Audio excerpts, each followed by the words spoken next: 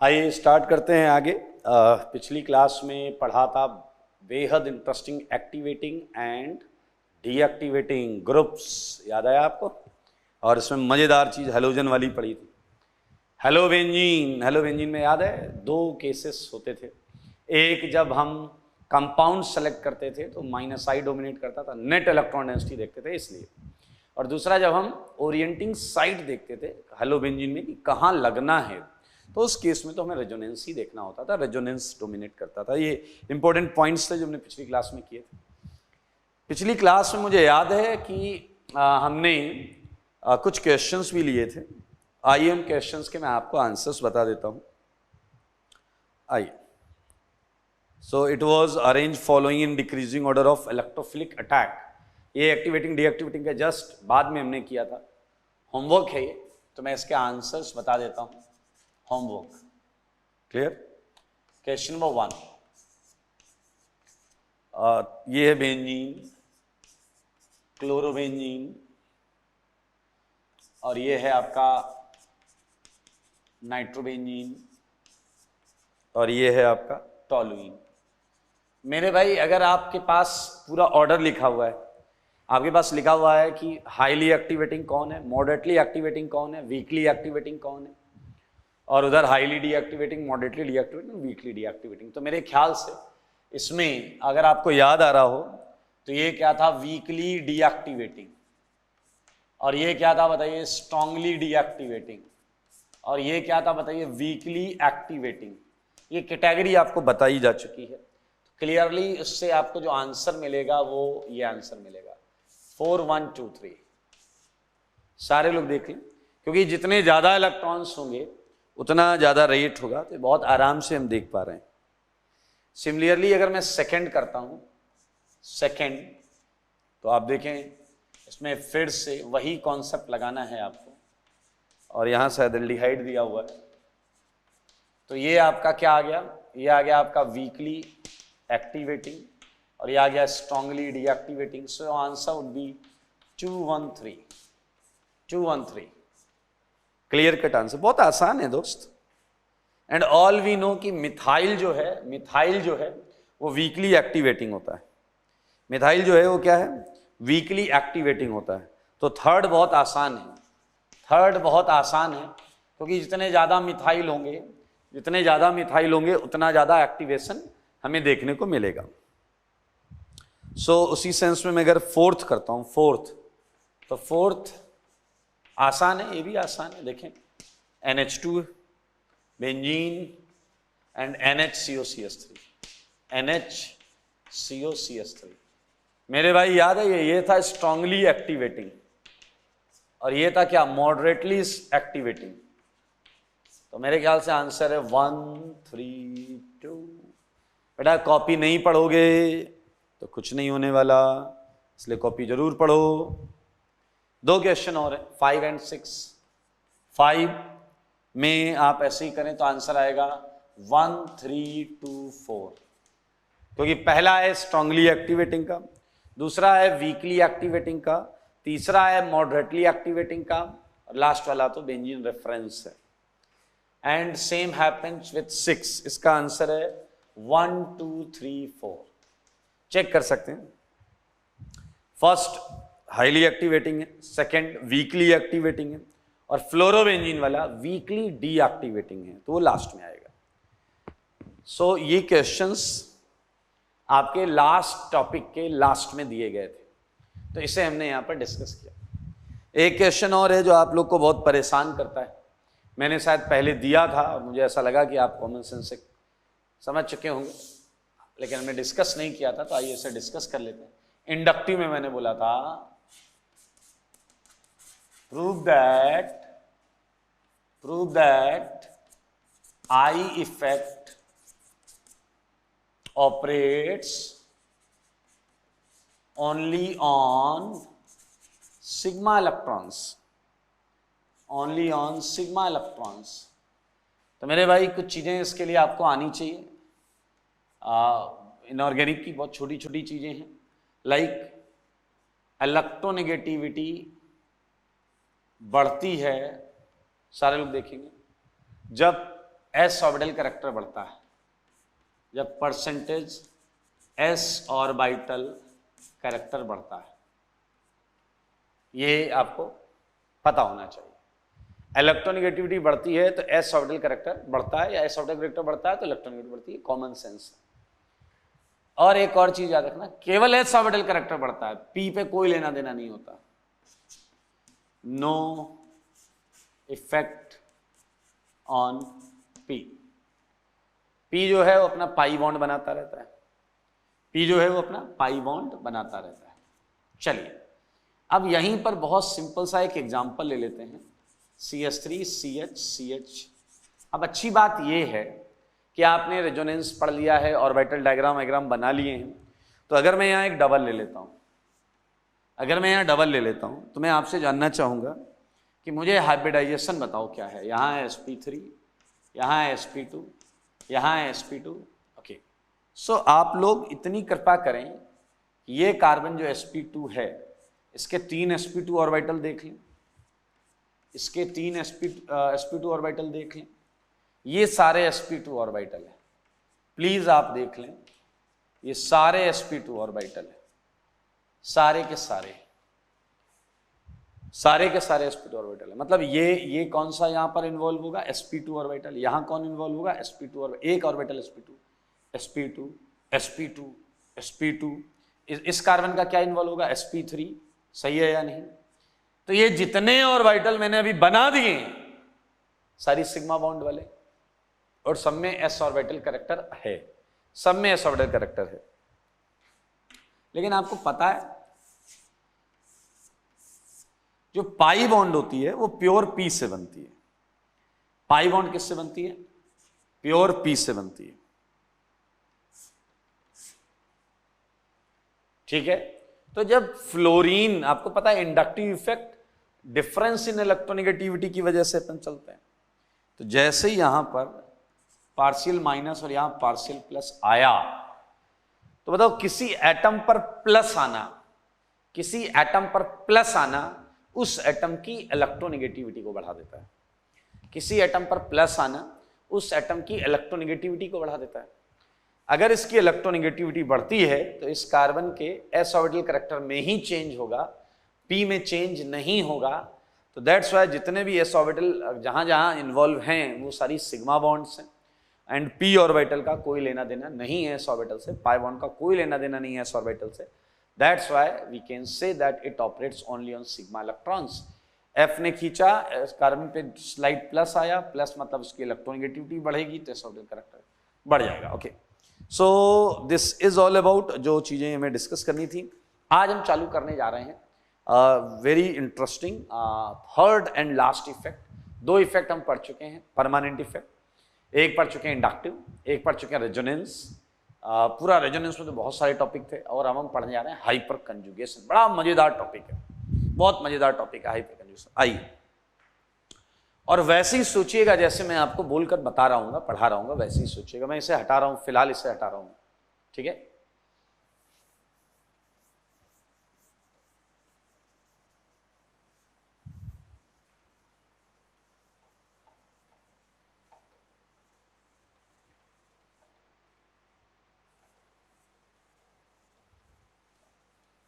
Okay, सो आइए आगे चलते हैं।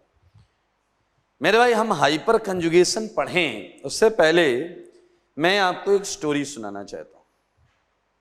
सुनेंगे स्टोरी? स्टोरी हाइपोथेटिकल है, लेकिन उसके अंदर का जो कंटेंट है वो हमारे काम का है। उससे हम ऑर्गेनिक से रिलेट करेंगे, ठीक है, उससे हम ऑर्गेनिक से रिलेट करेंगे।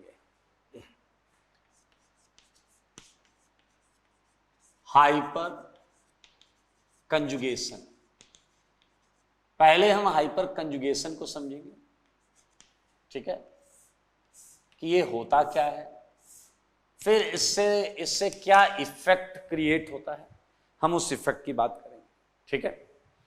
चलिए, एक वाकया है और आई होप आपको अच्छा लगेगा। बहुत पहले की बात है, बहुत पहले की बात है।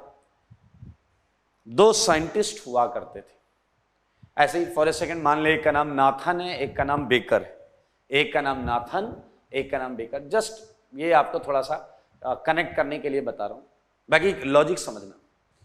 एक का नाम नाथन, एक का नाम बेकर।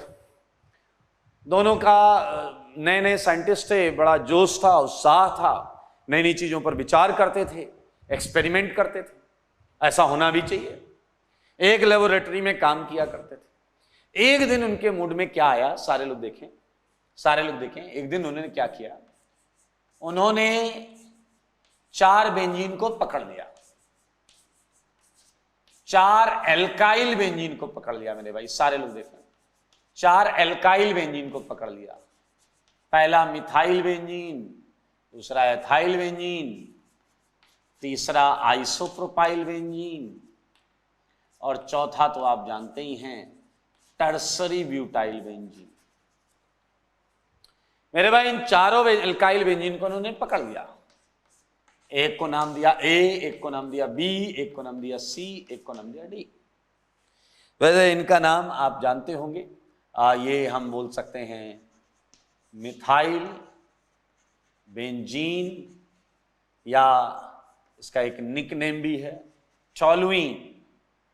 टॉलुइन, इसे इथाइल बेंजीन बोल सकते हैं, कोई इशू नहीं है। इसे आइसो प्रोपाइल बेंजीन, इसे इसका एक निकनेम है क्यूमीन।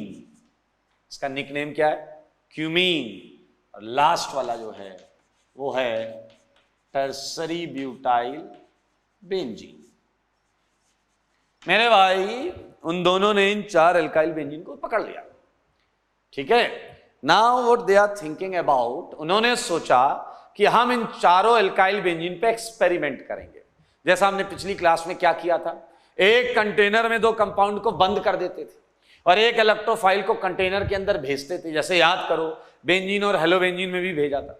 और वो इलेक्ट्रोफाइल किधर गया था, व्हाट इज इलेक्ट्रोफाइल, जो इलेक्ट्रॉन ढूंढता है, जो इलेक्ट्रॉन मांगता है, जो इलेक्ट्रॉन चाहता है, जो इलेक्ट्रॉन लेना चाहता है, जो इलेक्ट्रॉन सीकिंग है, कुछ भी बोल सकते हैं, या देसी शुद्ध देसी में जिन्हें इलेक्ट्रॉन की आवश्यकता है, जो इलेक्ट्रॉन लेंगे, ठीक है।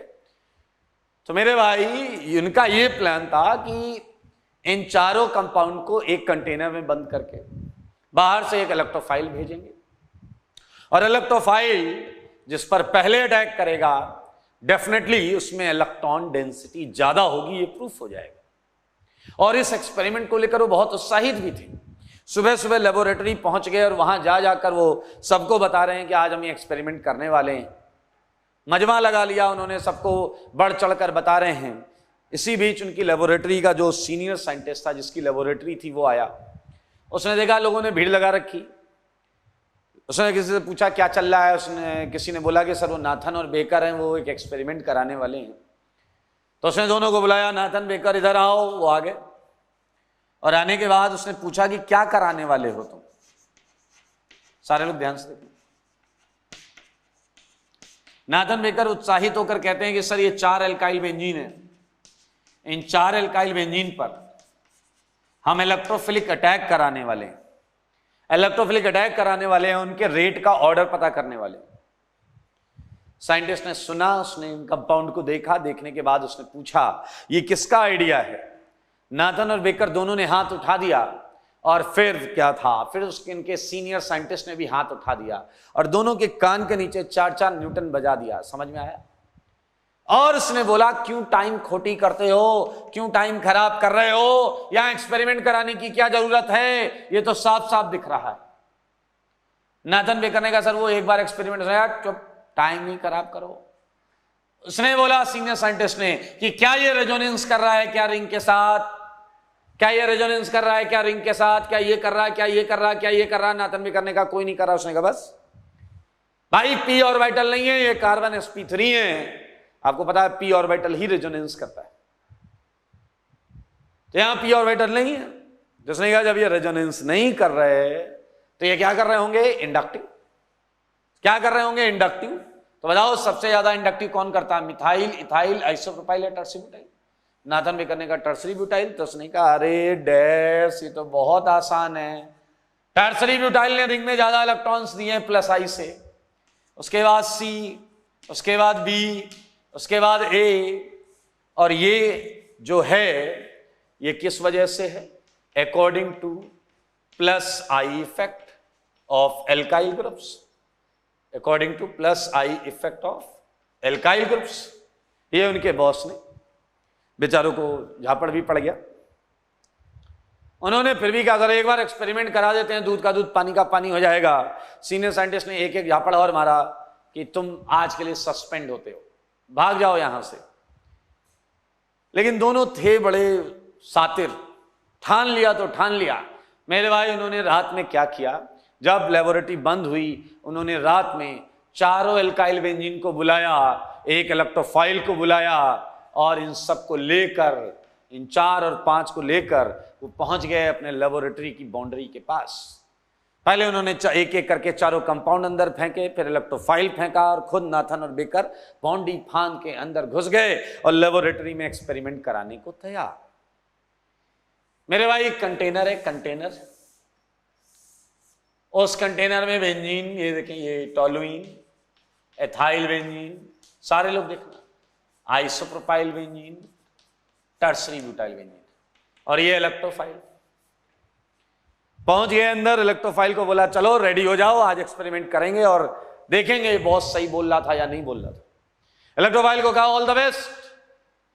इलेक्ट्रोफाइल ऐसे ऐसे गया अंदर, और मेरे भाई वो इधर मुड़ गया। नाथन और baker surprised, shocked, Nathan baker को देख रहा है, बेकर नाथन को देख रहा है। उन्हें अच्छा भी लग रहा है लेकिन समझ में नहीं आया रिएक्ट कैसे करें। उन्हें लगा कहीं इलेक्ट्रोफाइल गलत दिशा में तो नहीं जा रहा। उन्होंने इलेक्ट्रोफाइल को बीच रास्ते से बुलाया, बुला के समझाया कि भाई किधर जा रहे हो। तो इलेक्ट्रोफाइल ने भी उन्हें डैश डैश सुनाया। इलेक्ट्रोफाइल ने कहा देखो तुम्हें पता है क्या कि मुझे कहां जाना चाहिए, और अगर तुम्हें पता है तो एक्सपेरिमेंट क्यों करा रहे हो। तो उसने कहा इलेक्ट्रोफाइल तुम जा कहां रहे हो। उसने कहा मैं इलेक्ट्रोफाइल हूं, मैं तो वहीं जाऊंगा जहां मुझे ज्यादा इलेक्ट्रॉन्स मिलेंगे, मैं उधर ही जाऊंगा जहां मुझे ज्यादा इलेक्ट्रॉन्स मिलेंगे। मेरे भाई इलेक्ट्रोफाइल को भेजा, और इलेक्ट्रोफाइल बार बार इस पर जा रहा था। इसका क्या मतलब है? इसका साफ साफ मतलब है इन 4 कंपाउंड में सबसे ज्यादा इलेक्ट्रॉन डेंसिटी फर्स्ट रिंग में है, सबसे ज्यादा इलेक्ट्रॉन डेंसिटी फर्स्ट रिंग में है। तो मेरे भाई ये ऑर्डर साफ साफ गलत प्रूफ हो गया, ये ऑर्डर साफ साफ गलत प्रूफ हो गया। ये तो आगे आ गया। नाथन बेकर सरप्राइज्ड, क्योंकि जिसके लिए उन्हें झापड़ पड़ा था वो ऑर्डर गलत हो रहा है। मेरे भाई नाथन बेकर ने इस कंटेनर से इसे निकाल लिया, इस कंटेनर से इसे निकाल लिया, इलेक्ट्रोफाइल को फिर भेजा। इलेक्ट्रोफाइल अब इस पर जा रहा था, यानी कि सेकंड बेस्ट जो था वो इथाइल बेंजीन था। नाथन बेकर ने इसे भी निकाल लिया, फिर इसे भेजा, फिर ये इस पे जा रहा था। थर्ड बेस्ट आइसोप्रोपाइल बेंजीन हो गया। नाथन बेकर ने इसे भी निकाल लिया, और इलेक्ट्रोफाइल से कहा कि अब तुम इधर जाओ। इलेक्ट्रोफाइल ने खूब डैश डैश सुनाया। इलेक्ट्रोफाइल ने कहा क्यों टाइम खोटी करते हो, एक कंपाउंड बचा है तो मैं उसी पर अटैक करूंगा, ये तो कॉमन सेंस है। मेरे भाई एक्सपेरिमेंटली क्या शो हुआ है, ध्यान से सुना, ध्यान से सुना। Order of rate of electrophilic attack this because of plus I effect. अब मैं यहां साफ साफ लिख रहा हूं, but experiment shows, experimental data shows, experimental data shows that actual order is reverse. Actual order is reverse. ये है A, B, C, D. A, B, C, D ये सही है, ये गलत है। यहाँ ये भी लिख लेना, नहीं तो पहले गलत ही दिमाग में बैठ जाए तुम्हारा। ये सही है। लेकिन उनकी प्रॉब्लम क्या थी नाथन बेकर की, उन्हें ये नहीं पता था कि ये हो क्यों रहा है। उन्हें ये नहीं पता था अकॉर्डिंग टू विच इफेक्ट। ये क्वेश्चन मार्क है बेटा, इसे कुछ मत मान लेना। ये तो सही है कि सही ऑर्डर ABCD है, लेकिन ये ऐसा हुआ क्यों ये उन्हें नहीं पता था। लेकिन उन्हें एक सफलता प्राप्त हुई थी। उनके बॉस सीनियर साइंटिस्ट ने जो बोला था ये गलत साबित कर दिया। अब वो वहीं बैठ गए। एक्सपेरिमेंट उन्होंने रात भर कराया, बार बार इलेक्ट्रोफाइल को भेजा। उन्हें डर था कि कहीं बॉस के सामने अगर ऑर्डर DCBA आ गया तो बॉस पटक पटक के मार डालेगा। हाँ है ना। इसलिए उन्होंने रात भर इलेक्ट्रोफाइल की ऐसी की तैसी कर रखी, बार बार उसे कंटेनर में भेजा। मेरे भाई सुबह हो गई, लेबोरेटरी खुली, लोग आने लगे। जब बॉस आया तो नाथन बेकर ने ऐसा गिरेबान से पकड़ के उसे खींचते हुए एक्सपेरिमेंट रूम में ले गए और बॉस ने कहा ये क्या बदतमीजी है, तो उन्होंने कहा बदतमीजी अभी चालू नहीं हुई है। वहीं बगल में इलेक्ट्रोफाइल एक कुर्सी पर सो रहा था, नाथन बेकर ने लात मार के उसे जगाया और उससे बोला एक बार और जाओ इसके अंदर, कंटेनर के अंदर। इलेक्ट्रोफाइल मन ही मन डैश डैश बोलता हुआ कंटेनर के अंदर गया एंड ऑर्डर आया ABCD। इस बार सीनियर साइंटिस्ट के होश उड़ गए, शॉक्ड। उसने कहा ये क्या हो गया? नाथन बेकर ने कहा जो भी है ये है। और इसी बीच नाथन ने बॉस को पकड़ा और 4-4 न्यूटन दोनों तरफ लगाया। बॉस ने कहा ये सब तो ठीक है, चलता रहेगा मार पिटाई, लेकिन बताओ ऐसा हुआ क्यों? दोनों ने कहा ये अपने को नहीं पता। दोनों ने कहा ये अपने को नहीं पता क्यों हुआ, लेकिन ऑर्डर ये सही है ये गलत है, ये सही है ये गलत है। और मेरे भाई अब ये कैसे हुआ ये जानने के लिए उन लोगों ने डिसाइड किया कि क्यों ना किसी हाईली टैलेंटेड बंदे से मुलाकात की जाए। और फिर वो इस निष्कर्ष पर पहुंचे कि उन्हें SKM सर से, मतलब मेरे से हेल्प लेनी पड़ेगी। और वो मेरे पास आ गए। अब देखिए कितनी चालाकी कर रहे हैं, मेरे पास आए और आते ही मुझसे क्या पूछते हैं, देखिए मुझसे पूछते हैं कि सर ये 4 कंपाउंड है ABCD, ये 4 कंपाउंड है ABCD, इस पे अगर मैं एक इलेक्ट्रोफाइल भेजूं तो बताओ वो किस पे जल्दी जाएगा। देखो एक तो तरीका ये था कि वो आकर पूछें कि सर हमें ये लग रहा है बट ऑर्डर ये है, ये उल्टा क्यों आ रहा है। लेकिन आजकल आदमी सीधी बात करता कहां है, वो आकर मेरे को भी चेक कर रहे कि सर इन 4 में अगर इलेक्ट्रोफाइल भेजा जाए तो बताओ इलेक्ट्रोफाइल किधर जाएगा। फिर अपन ने भी दिमाग लगाया, अपन ने सोचा कि यार जाना तो डी पर चाहिए। हमने भी नॉर्मली थ्योरेटिकली तो यही सोचेंगे, इंडक्टिव लग रहा है डी में ज्यादा, CBA जाना तो डी पे चाहिए। फिर मैंने सोचा अगर DCBA ही आंसर होता तो ये लोग यहां क्यों होते। क्या आप मेरी बात समझ रहे हैं? ज्यादा प्रोबेबिलिटी इस बात की कि अगर DCBA ही आंसर होता तो ये लोग यहां क्यों होते। लेकिन इस बात की भी प्रोबेबिलिटी थी कि हो सकता है DCBA ही आंसर हो, ये नालायक चेक करने आए। ऐसे केस में थोड़ा सा डिप्लोमेटिक आंसर दो। मैंने बोला तुम लोगों को इसका आंसर DCBA लग रहा होगा, तो उसमें से एक बोल पड़ा उल्टा क्यों आ रहा है। बस अपने को पता चल गया कि इसका सही आंसर ABCD है। खैर अपार्ट फ्रॉम जोक एंड ये स्टोरी, लॉजिक पर चलते हैं, थोड़ी देर छोड़ते हैं। ABCD ये बात दुनिया की कोई ताकत झुटला नहीं सकती, क्योंकि ये एक्सपेरिमेंटल डेटा है, ये एक्सपेरिमेंटल फैक्ट है कि A में B से ज्यादा इलेक्ट्रॉन है, B में C से ज्यादा इलेक्ट्रॉन है, C में D से ज्यादा इलेक्ट्रॉन है। और ये आपको प्रूफ करना है, ऐसा कैसे? तो आओ थोड़ा सोचते हैं, आओ थोड़ा सोचते हैं। सारे लोग देखेंगे।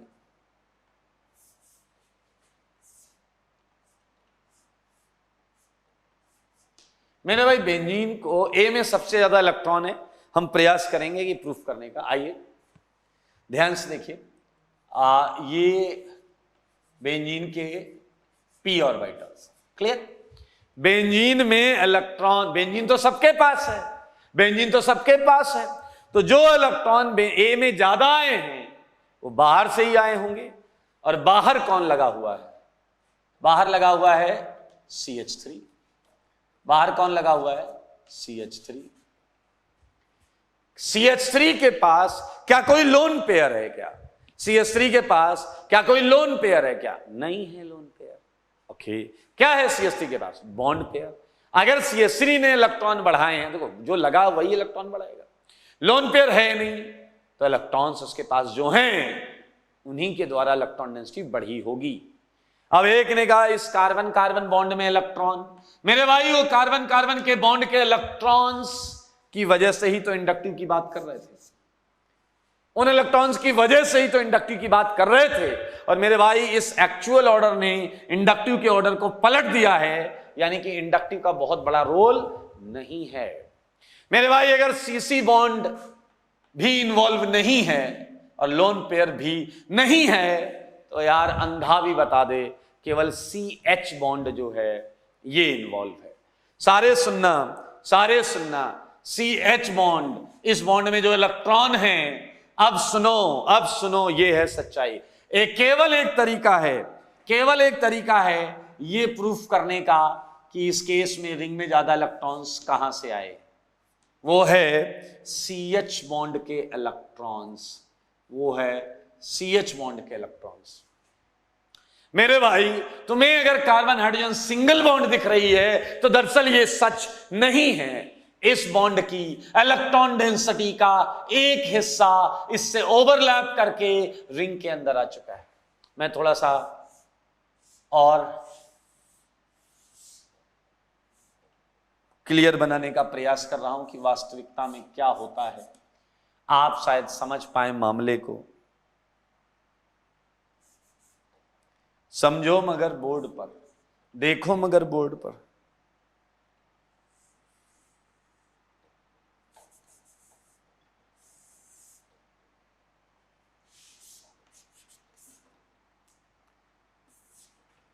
इस तरीके से ऑर्बिटल थोड़ा सा टच करता है, जिसकी वजह से ये वाला ये और ये वाले टच करते हैं लाइक दिस, ठीक है, ध्यान से सुनिए। जिसकी वजह से अच्छा फिर से सुनना, अकल से जितने पैदल लोग हैं ज्यादा ध्यान से सुनिए। ये फैक्ट है और हमें ए के अंदर ज्यादा इलेक्ट्रॉन डेंसिटी कहां से आई उसका एक एक्सप्लेनेशन देना है, एंड सच को एक्सप्लेन करना, ये सच है। और एक ही चीज है, मैंने बोला बॉन्ड पेयर, CH बॉन्ड अगर आपको सिंगल लग रही है तो गलत लग रही है, क्योंकि इस बॉन्ड की इलेक्ट्रॉन डेंसिटी का एक हिस्सा इधर आया हुआ है। ओके, जरा ध्यान से सुनना। अब आप कहोगे ये काम तो यहां भी हो सकता है, देखो ये काम यहां भी हो सकता है, यहां भी हो सकता है, यहां भी हो सकता है, यहां नहीं हो सकता, यहां H नहीं है। लेकिन देखो यहां कितने H हैं, 3, यहां कितने H हैं, 2, यहां कितने H हैं, 1, ऑर्डर भी दिख रहा है, यानी कि ये वाला काम तीनों H करेंगे, ये वाला काम तीनों H करेंगे। मतलब मेरे भाई इस बॉन्ड के अक्रॉस रोटेशन है, तो जब ये वाला H प्लेन में जाएगा, जब ये वाला H प्लेन में होगा तो उसकी वजह से कुछ इलेक्ट्रॉन डेंसिटी रिंग के अंदर बढ़ गई होगी। जब ये वाला H रहा होगा तो उसकी वजह से कुछ इलेक्ट्रॉन डेंसिटी रिंग में बढ़ गई होगी। अब आप समझो, अब आपको यहां रेजोनेंस की फील आएगी, क्योंकि आप अगर थोड़ा सा भी दिमाग लगाते हैं तो आपने कहा सर आपने बोला कार्बन हाइड्रोजन में सिंगल बॉन्ड नहीं है। मैंने कहा नहीं है। क्यों नहीं है? क्योंकि उसकी इलेक्ट्रॉन डेंसिटी का एक हिस्सा रिंग में गया। फिर कितनी बॉन्ड है वहां पर? एक से कम कितनी होती? 0.7 मान लो, 0.8 मान लो, 0.6 मान लो, एक से कम। यानी कि ये जो देख रहे हो ये टोलुइन का ओरिजिनल स्ट्रक्चर नहीं है, ये एक हाइपोथेटिकल स्ट्रक्चर। कैसे पता? ये स्ट्रक्चर सारी प्रॉपर्टी एक्सप्लेन नहीं कर रहा है। ये स्ट्रक्चर रिंग के अंदर ज्यादा इलेक्ट्रॉन डेंसिटी की मौजूदगी को नहीं समझा पा रहा है। आइए 3 H की वजह से रिंग में बढ़े हुए इलेक्ट्रॉन्स को मैं ऐसे लिख सकता हूं, सारे देखना। ये कार्बन और हर H थोड़ी सी सिंगल से कम बॉन्ड बनाएगा, ये H समझो मगर ध्यान से। 3 डेल्टा माइनस, ये देखो, ये है ओरिजिनल हाइब्रिड ये है, ये होना चाहिए मिथाइल बेंजीन। रिंग के अंदर 3 डेल्टा माइनस, रिंग के अंदर 3 डेल्टा माइनस। ये हॉरिजॉन्टल डायग्राम बनाकर दिखाया मैंने, ऐसे मैं सारे कंपाउंड दिखा देता हूं, टेंशन मत लेना टेंशन। यहां रिंग में कितने होंगे? 2 डेल्टा माइनस होंगे। यहां रिंग में कितने होंगे बताओ? 2 डेल्टा माइनस। क्यों होंगे 2 डेल्टा माइनस? क्योंकि इसके पास 2 ही H है, dash dash dash dash dash dash H, और ये CH3। कार्बन हाइड्रोजन बॉन्ड का इन्वॉल्वमेंट यहां पर क्या है? Partial plus. यहां क्या है? Partial plus. सी वाला ये भी सच नहीं है, देखो आप, मैं बताता हूं आपको, डैश डैश डैश, ये मिथाइल, और ये क्या है? यहां 1 माइनस घूम रहा है, और H पर क्या? 1 प्लस। ये है सच। ये देखो, ये A को देखो, ये B को देखो, ये C को देखो, और D मैंने क्यों नहीं बनाया? क्योंकि D में H नहीं है, D में फिनोमेना नहीं है। It is the one and only one, I think, best possible explanation for such kind of observation. ये एक्सप्लेनेशन एबीसीडी को एक्सप्लेन करने का सबसे अच्छा मेथड है, और वास्तविकता में यही थ्योरी दी गई, यही थ्योरी दी गई। क्या है ये थ्योरी? सुनिए, अब मैं जो बोलूंगा वो यही है जो मैंने अभी बोर्ड पर लिखा है, ध्यान से सुनना। Order of rate of electrophilic attack, ध्यान से सुनेंगे। Order of rate of electrophilic attack on alkyl benzene is considered as DCBA according to plus I effect. Clear? But experiment data shows, ये पूरा लिखा हुआ है, सुन लो, आपको ऐसे यहीं से चालू करना होगा। Order of rate of electrophilic attack on above alkyl benzenes, सही है, alkyl benzenes is DCBA according to plus I effect. But experiment data shows that actual order is reverse, A B C D. ठीक है, अब आगे की बात। It can be explained, words को ध्यान देंगे, मैं क्या बोल रहा हूं, इट कैन बी एक्सप्लेन्ड, इसे एक्सप्लेन किया जा सकता है by considering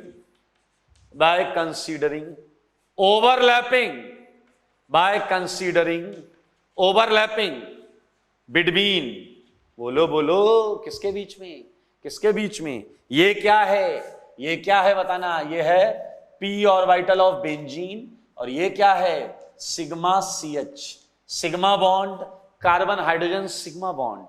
it can be explained by considering overlapping between p orbital of benzene with सुन रहे हैं, sigma CH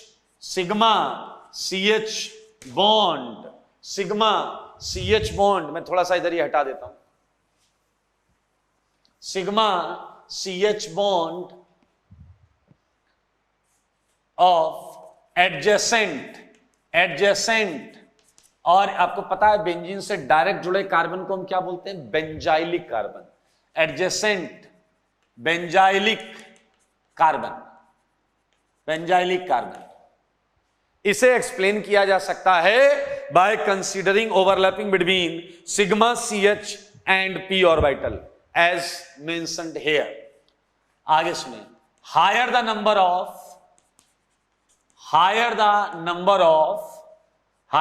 of benzylic CH bond, higher would be, बताइए क्या, सच ओवरलैपिंग्स, अगर ज्यादा बेंजाइलिक H होंगे तो ऐसी ओवरलैपिंग ज्यादा होंगी, higher would be overlapping, hence higher would be electron density in ring। जैसा कि आपने देखा यहां ज्यादा बेंजाइलिक है, 3 CH है, 1 2 3, तो ज्यादा ओवरलैपिंग है तो रिंग में ज्यादा इलेक्ट्रॉन डेंसिटी है, यहां 2 तो कम है, वहां 1 तो और कम है। ओके, सो दिस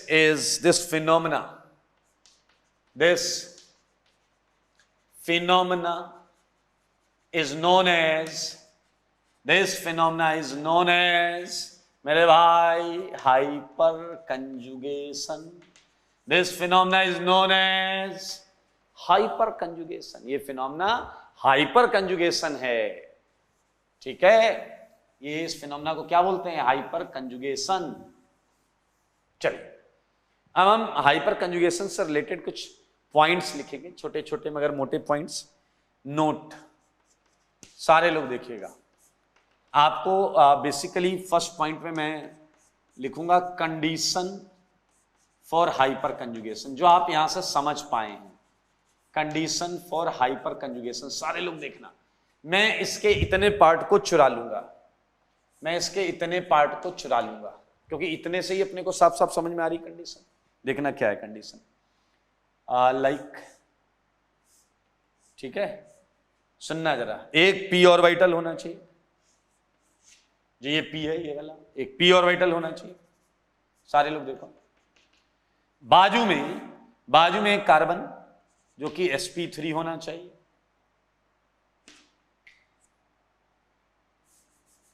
सारे लोग देखो,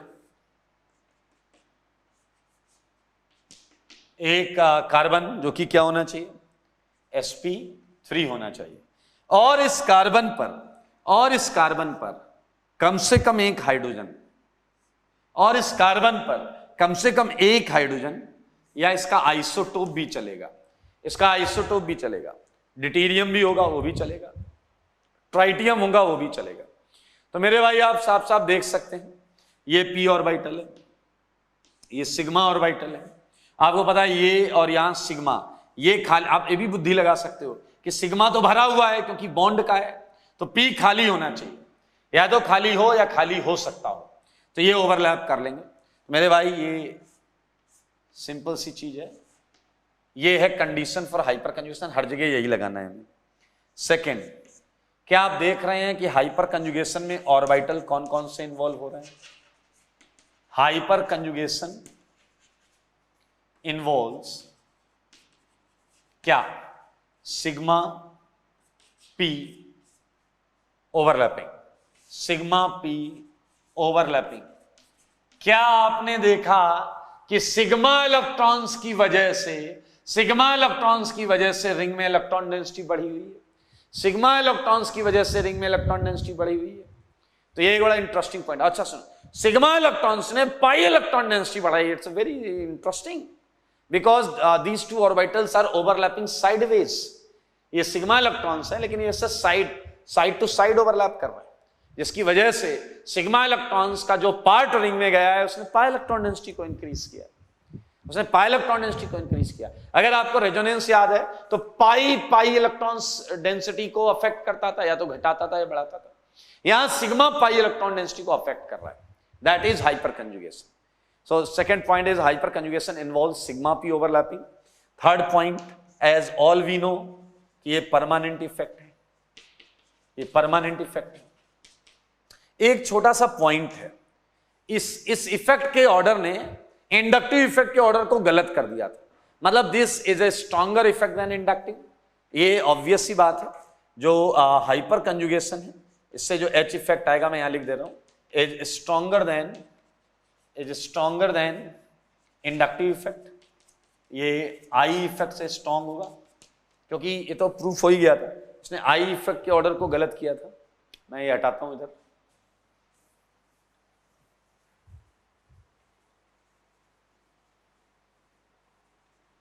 ओके अच्छा, एक चीज सोचो जरा, अगर आप देखें रेजोनेंस में और हाइपर कंजुगेशन में फर्क क्या है? रेजोनेंस में दोनों ऑर्बिटल पैरेलल होते हैं, ये रेजोनेंस, और हाइपर कंजुगेशन में क्या होता है? ये वाला ऑर्बिटल टिल्टेड होता है। आप खुद सोच सकते हैं, ज्यादा अच्छी ओवरलैपिंग रेजोनेंस में होगी, ज्यादा अच्छी ओवरलैपिंग रेजोनेंस में होगी। तो मेरे भाई ये क्लियर है कि रेजोनेंस यूजुअली हाइपर कंजुगेशन से स्ट्रॉन्गर होता है। ये बात भी मैं यहां लिखना चाहता हूं। फिफ्थ पॉइंट में, R effect is usually stronger effect than H effect, ठीक है। अच्छा, अगर आपके इफेक्ट में पी ऑर्बिटल इन्वॉल्व हो गया, पी ऑर्बिटल जैसा कि आपने देखा सिग्मा पी को टच कर रहा है, तो मेरे भाई अब डिस्टेंस पर डिपेंडेंसी खत्म हो जाती है, पैरेलल पी ऑर्बिटल्स होते रहेंगे, ये इफेक्ट आगे बढ़ता रहेगा। तो ये क्लियर पॉइंट है, डिस्टेंस इंडिपेंडेंट इफेक्ट, डिस्टेंस पर डिपेंड नहीं करता, ये डिस्टेंस पर डिपेंड नहीं करता। तो हम हाइपर कंजुगेशन के बारे में छोटी छोटी सारी बातें जान चुके हैं, और अब वक्त आ गया है कि हम हाइपर कंजुगेशन की टाइप की बात करें। अब यार तुमने इंडक्टिव पढ़ा, इंडक्शन पढ़ा, फिर इंडक्टिव इफेक्ट पढ़ा, तुमने रेजोनेंस पढ़ा, फिर रेजोनेंस इफेक्ट पढ़ा, और अब तुमने हाइपर कंजुगेशन पढ़ा है, अब हाइपर कंजुगेशन इफेक्ट पढ़ने जा रहे हो। इंडक्टिव और रेजोनेंस में दो टाइप के इंडक्टिव इफेक्ट थे, दो टाइप के रेजोनेंस इफेक्ट थे, उसी तरीके से दो टाइप के हाइपर कंजुगेशन इफेक्ट होंगे। Plus I was electron pushing, plus R was electron pushing, and similarly plus H would be electron pushing. Electron देना देना देना, सप्लाइंग सप्लाइंग सप्लाइंग। जैसा कि माइनस आई था पुलिंग, माइनस आर है पुलिंग, और वैसे माइनस एच के बारे में भी करेंगे, ये भी पुलिंग होगा। तो plus means supplying, minus means withdrawing, ठीक है। तो सेम वो डोनेशन जो है, जो डोनेट करने का तरीका है वो बिल्कुल फिक्स है, उसमें कोई टेंशन वाली बात नहीं। तो आइए तुम सीधा इजी तरीके से बढ़ते हैं और हम एक छोटी सी हेडिंग डालेंगे, टाइप्स ऑफ एच इफेक्ट। लेकिन एक काम करते हैं, पहले एच इफेक्ट लिख लेते हैं, क्योंकि अभी हाइपर कंजुगेशन लिखा था, अब हम पढ़ेंगे हाइपर कंजुगेशन इफेक्ट, फिर उसकी टाइप की बात करेंगे। पहले हम पढ़ेंगे हाइपर कंजुगेशन इफेक्ट। आइए सारे लोग सुने क्या है हाइपर, कंडीशन से ही क्लियर हो जाएगा। मान लो जैसे ये पाई बॉन्ड है इलेक्ट्रॉन डेंसिटी, और ये देखें, सारे लोग देखें, अगर पाई इलेक्ट्रॉन डेंसिटी में पोलराइजेशन होता है, अगर पाई इलेक्ट्रॉन डेंसिटी में पोलराइजेशन होता है, और वजह है सिग्मा बॉन्ड, वजह है सिग्मा बॉन्ड, ध्यान से देखिए, polarisation permanent displacement of pi electron density due to sigma electron density of attached alkyl group, इसे हाइपर कंजुगेशन बोले। बहुत सिंपल है, वही तो पढ़ रहे जो अभी। भाई बताओ, ये पाई इलेक्ट्रॉन डेंसिटी है, ये सिग्मा इलेक्ट्रॉन डेंसिटी, इन इलेक्ट्रॉन्स का रुझान इधर है, ये उसके पी के साथ ये इंटरेक्ट करता है, तो पाई इलेक्ट्रॉन डिस्प्लेस होते हैं, वजह ये है, तो इसे हाइपर कंजुगेशन इफेक्ट बोलेंगे। ध्यान से सुनना, मैं यहां पर लिख रहा हूं, इस चीज के बारे में लिख रहा हूं, ये है displacement of pi electron density, clear, ये पाई इलेक्ट्रॉन डेंसिटी का डिस्प्लेसमेंट ड्यू यहां पर मैं लिख रहा हूं to sigma electron density, due to sigma electron density, ठीक है, of directly attached alkyl group, directly attached alkyl group, sigma electron density, ठीक है, ड्यू टू, इसमें थोड़ा और कर सकते हैं clear, due to sigma CH electron density, ये तो लिखा ही हुआ है electron, due to sigma CH electron density of directly attached alkyl group is known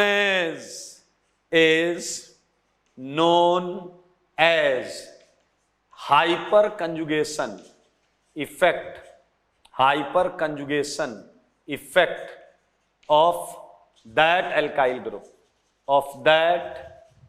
group, उसे हम उस एल्काइल ग्रुप का क्या बोलते हैं, हाइपर कंजुगेशन इफेक्ट बोलते हैं। उस एल्काइल ग्रुप का क्या बोलते हैं, हाइपर कंजुगेशन इफेक्ट बोलते हैं, ठीक है। बहुत आसान है, जो उतनी देर से पढ़ रहे वही हटा रहा हूं मैं।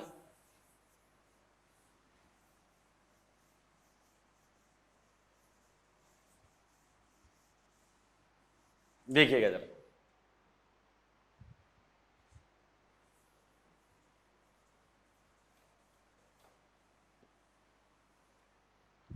ठीक है। अब हम करेंगे हाइपर कंजुगेशन इफेक्ट है कि displacement of pi electron density, वजह सिग्मा होनी चाहिए। तो कितने टाइप के होते हैं भाई साहब, आओ पढ़ते हैं इसे। There are two type of H effect, दो टाइप के होते हैं पीछे वाले। आओ बच्चों तुम्हें बताएं, दो टाइप के होते हैं एच इफेक्ट। एज यूजुअल एक क्या होगा बताओ, पहला क्या होगा, प्लस हाइपर कंजुगेशन इफेक्ट।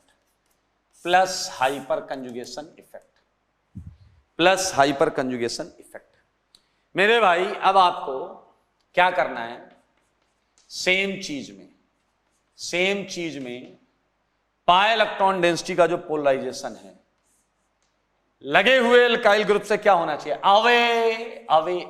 यही तो कर रहे थे, हर प्लस में अवे होना चाहिए। तो बस आपको इस डेफिनेशन में अवे लगाना है। तो चलिए वापस लिखते हैं डेफिनेशन।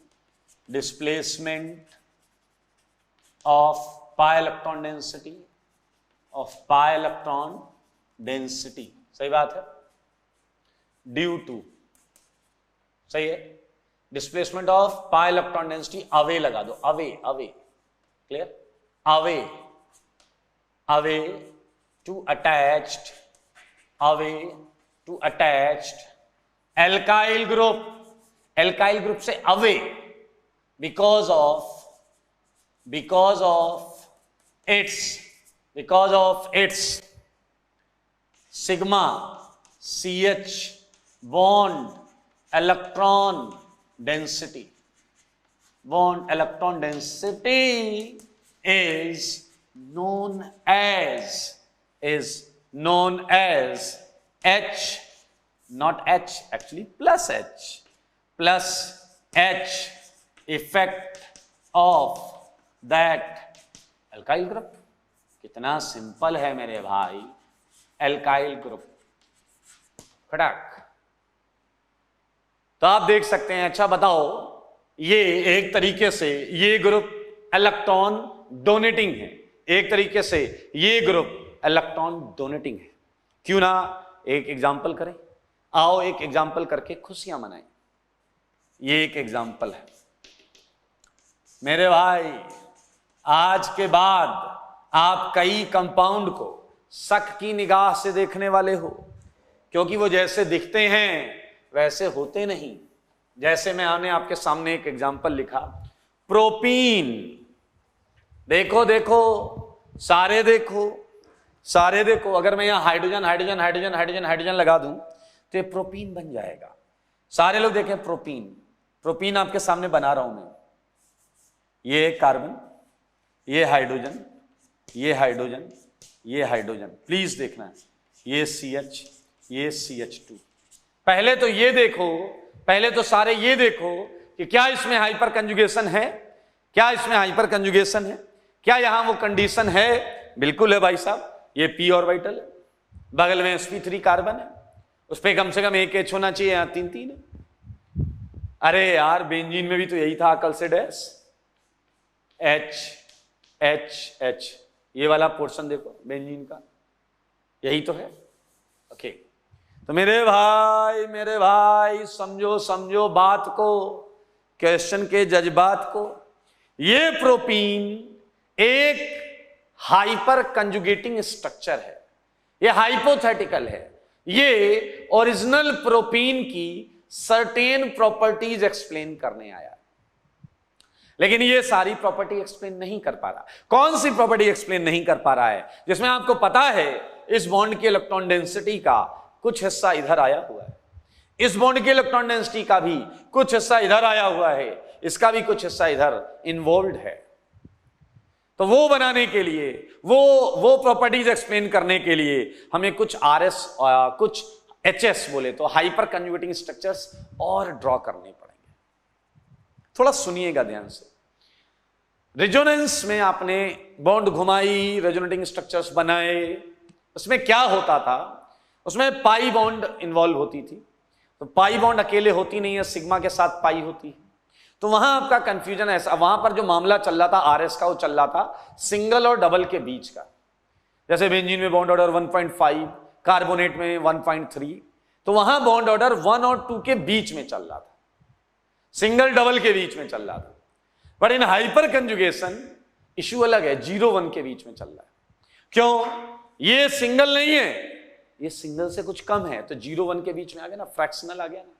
वहां फ्रैक्शनल 1+ था, 1.33, 1.6, 1.5। बट हाइपर कंजुगेशन में जो बॉन्ड ऑर्डर है वो 0 से 1 के बीच में फ्रैक्शनल आ रहा है। तो मेरे भाई RS में 1-2 के बीच में आ रहा था, तो तुम्हारे रेजोनेटिंग स्ट्रक्चर में सिंगल बॉन्ड होती थी, कुछ में डबल बॉन्ड होती थी।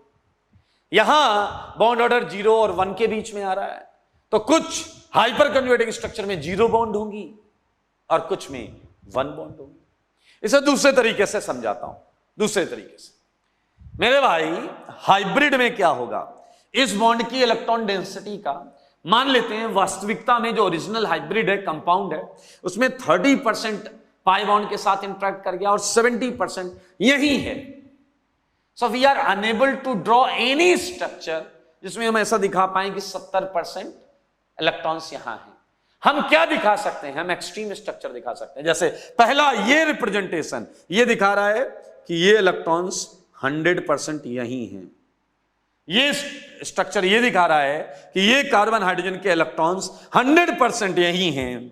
अब जो मैं दूसरा वाला हाइपर कंज्यूटिंग स्ट्रक्चर बनाऊंगा उसमें मैं इन इलेक्ट्रॉन्स को पूरा इन्वॉल्व दिखा सकता हूं। सच्चाई वो भी नहीं होगी, सच्चाई इनके बीच में कहीं होगी। आइए समझिए, ये कार्बन, ये समझिएगा, ये कार्बन, ये CH, ये CH2, सारे लोग देखना, ये CH2, CH बॉन्ड के इलेक्ट्रॉन मैंने माना C पर हैं, C पर माइनस आ जाएगा फिर, और वो माइनस इससे रिपेल करेगा, इससे रिपेल करेगा तो यहां क्या आएगा? माइनस। यहां क्या आएगा भाई? माइनस। यहां क्या आया होगा? पूछ पे प्लस, प्लस और माइनस क्या आ गया? बॉन्ड। मेरे भाई समझो मामले को, मामले को समझो एक बार।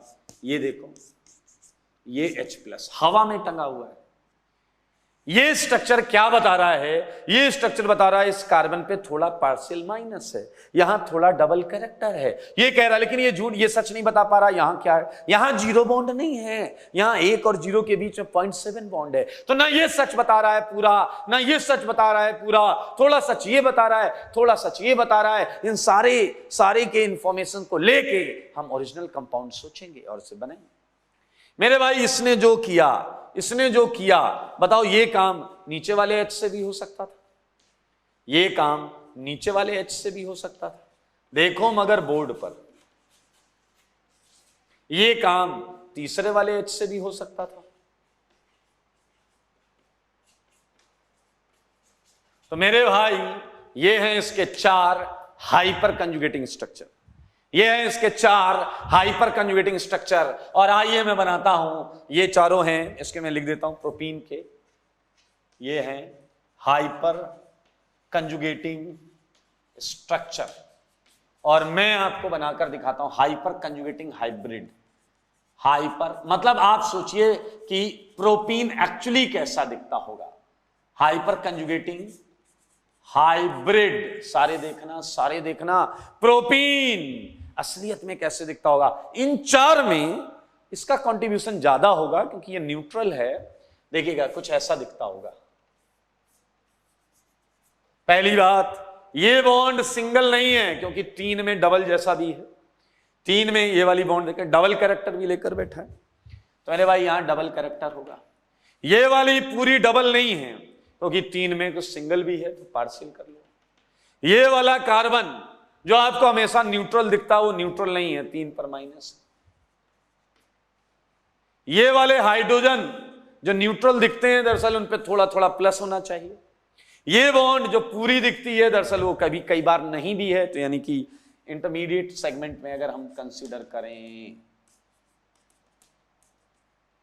समझो, अगर समझो इशारों को। मेरे भाई ये आपने अभी प्रोपीन बनाया है, ये प्रोपीन का हाइब्रिड है, ये है ओरिजिनल प्रोपीन। ओरिजिनल प्रोपीन मजा तो तब आए जब प्रोपीन ये लिख कर आए। हम बनाएंगे यही, हम बनाएंगे हमेशा यही, हम हमेशा यही बनाएंगे। लेकिन आपके ऊपर ये खास बात होगी, ये देख के ये सोचना पड़ेगा। यही रेजोनेंस में था, मोस्ट कंट्रीब्यूटिंग RS देखकर हाइब्रिड सोचना होता था।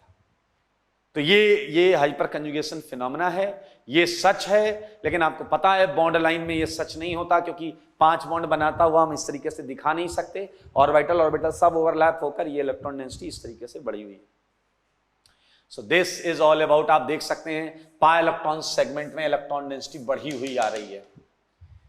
So this is all about propene and plus H। Note में कुछ लिखेंगे, मैं लिखूंगा कुछ नोट में। भाई पहला बताओ, ये इलेक्ट्रॉन डोनेटिंग इफेक्ट है प्लस H या विड्रॉइंग इफेक्ट है? तो नो डाउट ये क्या है, बताओ बताओ बताओ बताओ। Plus H effect is electron donating effect. EDE मतलब इलेक्ट्रॉन डोनेटिंग इफेक्ट। अच्छा एक बात बताओ, सोच कर बताना, कि अगर ये CH बॉन्ड मैं और स्ट्रांग कर दूं, और स्ट्रांग, तो अब इस बॉन्ड की इलेक्ट्रॉन डेंसिटी इधर ज्यादा जाएगी या कम जाएगी?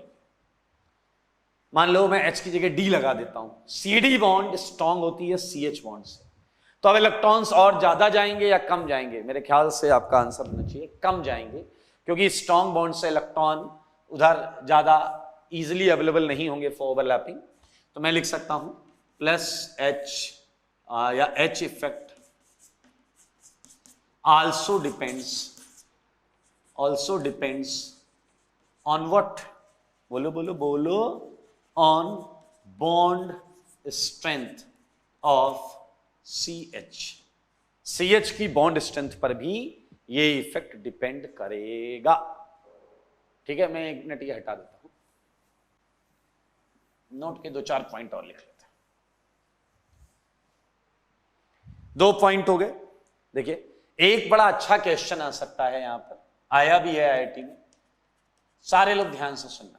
जैसे हमने total number of resonating structure calculate करना सीखा था, वैसे यहां पर आपसे पूछा जा सकता है, सारे लोग देखेंगे, total number of hyperconjugating structure. तो मेरे भाई थोड़ी बुद्धि लगाना, ठीक है, ज्यादा मत लगाना, थोड़ी सी लगाना, ठीक है। वो ये है कि प्रोपीन के 4 हाइपर कंजुगेटिंग स्ट्रक्चर बने। इसमें पहले वाला हाइपर कंजुगेटिंग स्ट्रक्चर को देखो, एल्कीन का ये अल्फा कार्बन है, एल्कीन का ये अल्फा कार्बन है, एल्कीन के रिस्पेक्ट में ये कार्बन को हम अल्फा बोल सकते हैं, इस पे ये 3 अल्फा H है। पहले वाला हाइपर कंजुगेटिंग स्ट्रक्चर वो है जिसमें कार्बन हाइड्रोजन बॉन्ड के इलेक्ट्रॉन अपनी जगह पर ही पड़े हैं, वो P के साथ इन्वॉल्व नहीं हुए, वो P के साथ यहां इन्वॉल्व हुए हैं, इसीलिए यहां पर इलेक्ट्रॉन्स नहीं है। यहां इन्वॉल्व हुए हैं इसलिए यहां इलेक्ट्रॉन्स नहीं है, यहां इन्वॉल्व हुए हैं इसलिए यहां इलेक्ट्रॉन्स नहीं है। तो 2 स्ट्रक्चर्स बनते हैं, 2 टाइप के स्ट्रक्चर्स बनते हैं।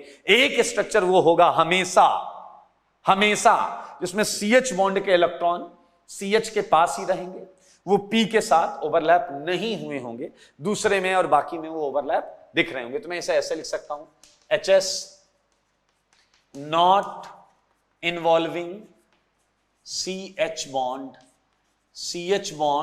अभी देखो CH यही है ना, ये इन्वॉल्व नहीं हुआ ना, जबकि यहां एक CH इन्वॉल्व हो चुका है, plus HS involving CH bond. आप साफ साफ देख सकते हैं, पहले वाला हो गया HS not involving CH bond. Note करो, ये हमेशा 1 ही होगा। अरे ना इन्वॉल्व होने का तो एक ही केस है ना गधे, 3H हो या 300H हो, ना इन्वॉल्व होने का, कोई भी ना इन्वॉल्व हो तो एक ही केस है। और इन्वॉल्व होने के कितने केस हैं?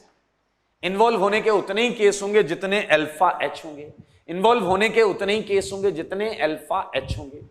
तो एक छोटा सा फॉर्मूला आपके सामने है, एंड कॉमन सेंस यार। प्रोटीन के कितने हाइपर कंजुगेटिंग स्ट्रक्चर है? आंसर है 4। 3 ये बने हैं H की वजह से, और एक ये जिसमें CH बॉन्ड फुल फ्लैटेड यहां पर है।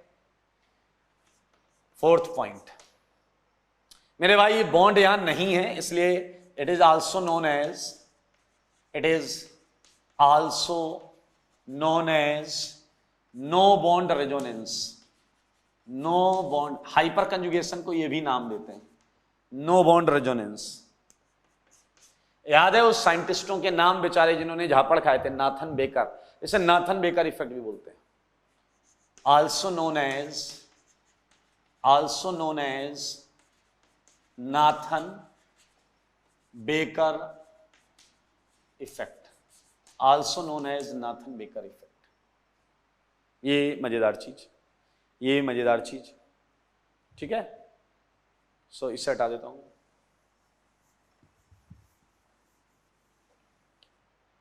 ओके, सो ये प्लस H बड़ा आसान, बहुत ही सिंपल। तो इसके 2 पॉइंट्स हैं जो मैं अगली क्लास में लिख देता हूं, बट चालू अगली क्लास में करेंगे।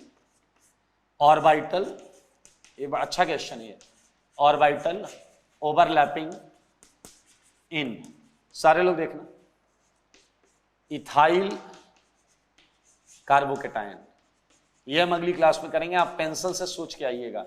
इथाइल कार्बोकेटायन, अगर आप बुद्धि लगाओ, देखो यहां भी हाइपर कंजुगेशन है, तो कोई यहां भी हाइपर कंजुगेशन है, सोचो सोचो। देखो प्रोपीन में तो है ही है, प्रोपीन में तो यहां p ऑर्बिटल है और ये sp3 कार्बन पर H है, तो सेम यहां p ऑर्बिटल है, sp3 कार्बन पर H।